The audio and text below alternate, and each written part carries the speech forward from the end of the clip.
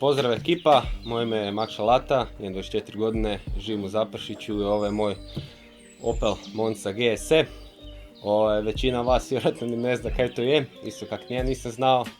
To je auto koje je bio kupe izvedba Senatora, ova top limuzina iz 80-ih godina. Auto je sam po sebi rijedak, tad su bili rijetki jer su bili skupi. Kao takav, auto je više manje serijski sve. 3.0 rednih 6, 180 konja, Getrack 265 mjenjač 5 brzina, stražnji pogon špera 40%, znači jedan gušt auto, GT, cruiser, lijepa stvar. Što se priče tiče oko tog auta, priče je slučajna i random, uglavnom moj stari ima firmu za dostave. I sad jedno ljeto su oni išli na more i on me zamolio ako ja mogu voziti te dostave, ja rekao može, da paše, nije bed. I vozio sam tu tak dostavu u jednu pizzeriju u Zaprešić i dobar sam si bio s ekipom, ali u pravilu s tim jednim frajerom uvijek sam nekak bio više na bog di si kaj ima neka zebancija i tako to. Jedan dan sam došao ranije, imao sam lufta, velim da buš si kavicu popilo pa rekao može da pače. Sjeli malo i rekao, daj ti meni reci, ti imaš Corsu A GSI bijel. Veli on, imao sam prije, sad imam Mantu B. Kaj je Manta B, jebate. Veli onaj buš došao do garaže jedan dan pa buš vidio malo, tako smo se skompali uglavnom. Tak slučajno i jedan dan zove me, Davor se zove by the way, bog Davor. Došao sam, vidio sam auto, osao sam paf. Nije otprilike kad si ja bio zamislio, meni su Opeli trule Corse i tak gluposti nekakve, kad sam ovo vidio, osao sam mind blown što bi se reklo. Tako smo krenuli se malo družit, pa češće me zvao, onda je krenula, bili smo jednu zimu, ne znam, kod njega doma ili na kavi, tako neke smo bili mi pričali da bi krenuli to restaurirat malo, ali nije to, ja bar to nisam doživio kao ništa ozbiljno. Pa veli da idemo do mene, idemo to lagano raskopavati. Tako sam cijelu zimu proveo s njim i par frendova i sa njegovim starim u garaži. Slagali smo tu njegovu Mantu, koja je prva Manta B na zraku u svijetu. Boja, unutrašnje zračni ove felgice. Ovo je bio auto od njegovog starog. I tam je taj auto uvijek stajao nekak sa strane i to je za nas bio auto koje je zabranjeno voće, mislim. Manta je bila super i sve, ali to je 100 konja, ovo je baš bila ipak malo zbiljnija priča, skoro 200 konja. Par puta smo mi nažicali taj auto od njegovog starog, tako se išli vozikat, meni se to fakat svidjelo. Kod Damir to kad ide na prodaju, rekao, mene prvo zoveš. Nakon jednog godinu dana, mene zove njegov stari, čuj dojdi do garaže, trebam te neke. Ja rekao, jebote, kaj se dogodilo sad, kaj je bilo? Inače, bili smo si dobri, ali nikad nije on mene osobno zvao da ja dođem solo tamo bez Davora, ne. Ja rekao, dobro, ajde dolazim, kaj je bilo? Veli, frižder, piva, idemo tržiti. Ja gledam, rekao, pa kaj idemo tržiti, kaj se događa, ne. Veli, Monza je na prodaju.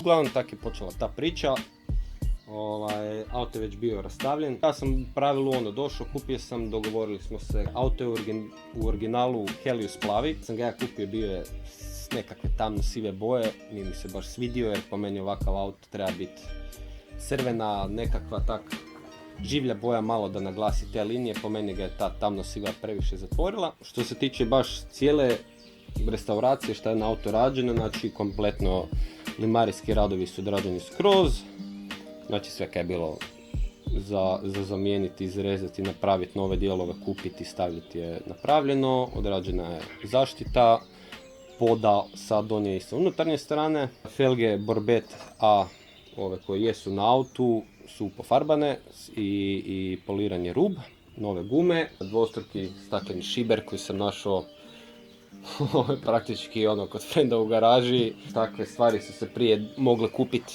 na policama u dućanu, kažeš guten tag, ja bi jedan taj šiber, dođeš tu, staviš na auto i boli te briga, a ne danas, moraš sve atestirati, sve pravdat, Sve stvari i sa spoilerom. Spoiler smo našli negdje u Sesvetama, Sesvetski kraljevec. Ne znam koja je to firma radila, ali prati linije auta fakat brutalno. Što se pogona tiče i ovi sa sve više manje serijski, uzeo sam samo iz Senatora motor, isti sa 170.000 km, auto je bio na livadi, 10 godina praktički stajao. Vidjeli smo to, bi ne bi, došli, auto palio, uzeli smo od tog frajera, stavili smo u moj auto, kompletnu originalnu instalaciju od struje, a auspuh je rađen kod Lastovčića.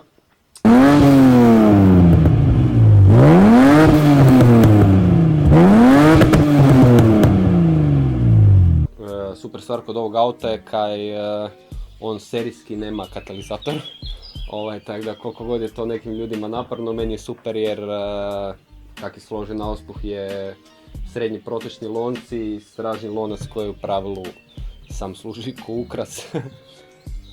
Tako da zvuk je do jaja, što vjerujem da se slažete sa mnom.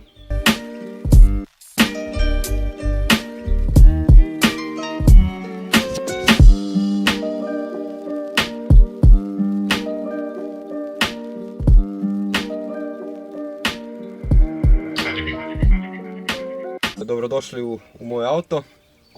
Kao što sam rekao, pravilo mehanički više manje sve serijski ostalo. Iznutra, evo, ovi Porsche 924 sicevi koji su na novo stapecirani, koji zapravo cijeli auto, znači krov je u Skyu na novo napravljen, lajsne su sve pofarbane, nove obloge na vratima, Imscherov period correct volan. Ljudi su meni rekli da nisam tu u pravu, ja tvrdim da jesam. Auto je serijski dolazio sa grijanjem sjedala, sa retrovizorima na struju, prozori na struju i sve te nekakve po meni nepotrebne gluposti, tako da ja sam to sve izvadio, ja volim lijepo kurblat. Grijanje siceva, instalacija postoji, ali ovi sicevi to nemaju, tako da to je trenutno isključeno. Ovo je taj mjenjač, imam putno računalo, znači ima trenutna potrošnja, prosječna potrošnja, koliki mu je range, vanjska temperatura i takve neke isto gluposti. Auto je imao klimu, ja sam izvadio jer po meni, opet velim, nepotrebno, šiber, prozori iza stražni leptiri koji se otvaraju. Najcool stvar na ovom autu mi je zapravo taj njegov LCD ekran. Tu je standardno imate, znači, koliko goriva imate, temperatura, struja, pritisak ulja, sa desne strane su okretaji i u sredini je trenutna brzina. Što se tiče ostalih stvari koje su rađene u pravilu sve više manje onak po PS-u kako bi trebalo biti, znači kočnice, uzeo sam nove čeljusti jer je desna bila nešto zblokirana, nešto nemam pojma. Novo ulje u kočnicama, diskovi pločice, novo ulje u motoru, kompletno sve tekućine, u autu su promijenjene, svo novo remenje, iako ih imam jako malo, ali i ta 2-3 koja jesu su promijenjena. Povučena je, kao što sam rekao, znači kompletna instalacija na novo. Mi je ovaj auto tak nekako posebno drag je, radi 3 priče. Prva je da je Nina Kraljić snimala spot 2016. za Eurovision, Eurosong, nešto, nemam pojma. S ovim autom, doduše dok je bio CV malo stariji, za stvar se zvala, ja mislim, Lighthouse, tako da ko hoće na YouTube slobodno pogledajte. Druga priča je priča koju sam već ispričao uopće kako sam ja došao do tog auta i da zapravo ta povezanost sa mojim friendom i s njegovim starim i kako smo išli od njegovog auta slagati cijelu restauraciju kako je zapravo onda došao do ovog auta. I treća, nekak i najveća i najsretnija priča svemu je, meni je ovaj auto uspio, točnije ovaj auto mi je pomogao da se zaposlim u Autopartesu. Ma se svidio taj moj entuzijazam i zapravo cijela ova moja priča s ovim autom i koliko ja zapravo volim i živim za te oldtimere i što oni meni sve predstavljaju, koliko sam zapravo spreman bio učit i napredovati u svemu tomu da mi to zapravo jednog dana bude i zanimanje.